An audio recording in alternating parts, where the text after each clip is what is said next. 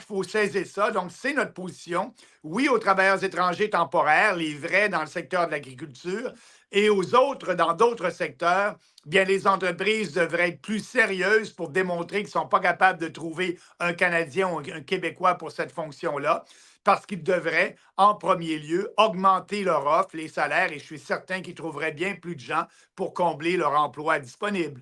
Et voilà. Et un autre qui joue dans cette talle-là d'employeurs et autres. Et on sait, les sondages le donnent gagnant pour la prochaine. On veut le remplacer. On veut remplacer Trudeau. Oui, oui, c'est important.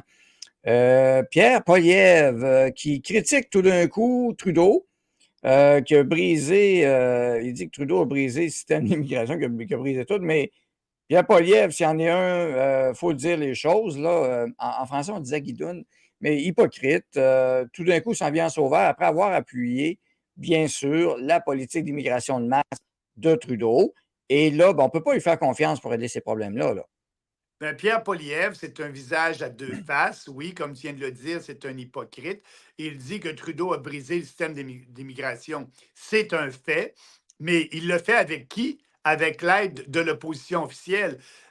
Dans les dernières années, Pierre Poilievre n'a jamais parlé contre l'immigration de masse. Et là, il n'y a pas de solution non plus.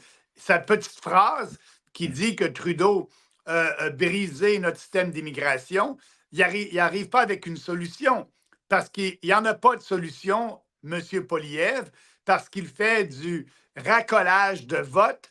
Il veut avoir le vote de ces communautés ethniques-là à travers le pays, qui sont dans plusieurs comtés, et ça, c'est important pour lui pour être au pouvoir et gagner une majorité.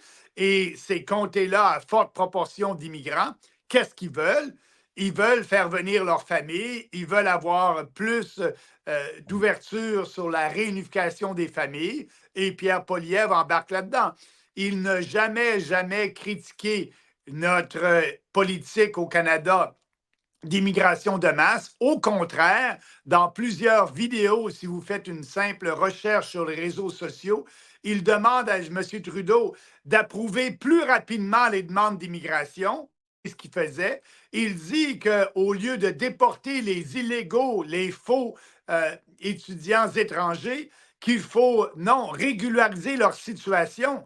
Donc, Poilievre, depuis plusieurs années, dit absolument le contraire de la petite phrase qu'il vient de dire et apporte aucune solution, même sur la crise du logement.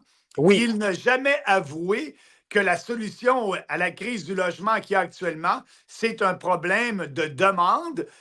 Et la demande vient de l'immigration de masse, de tous ces gens-là qui viennent ici au Canada. Ils ont besoin d'un toit et par le fait même, ça augmente la pression sur le marché immobilier et ça fait en sorte que le coût des maisons ou le coût des logements dans les grandes villes augmente. Mais Pierre Poilievre, la solution, c'est d'arrêter cette immigration de masse-là et avoir un moratoire sur l'immigration.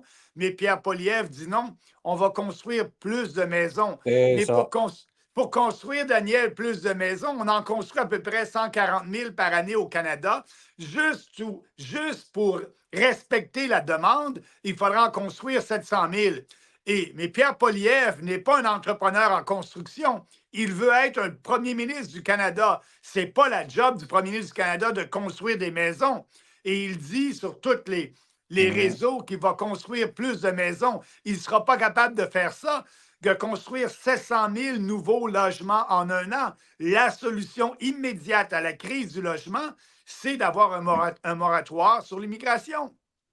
Et voilà, donc c'est clair parce que là, effectivement, puis tu l'as mentionné rapidement, le logement, la construction de maisons, ce n'est pas de compétence fédérale. Et oui, il va faire comme Trudeau, il empiète ses compétences, c'est pas grave. D'ailleurs, puis le Bloc appuie cela aussi. Ah On n'a oui. pas entendu le Bloc critiquer ça non plus. Donc, c'est n'importe quoi. Bref, vous voyez, le sujet d'immigration, c'est assez important, c'est majeur, c'est notre survie, on peut le dire, hein, je pense que c'est notre survie, Ah ça, oui. parce que En tant que c'est peuple, en tant comme que peuple, ben peuple oui. canadien, un peuple québécois, ben oui, c'est notre survie. Et c'est pour ça.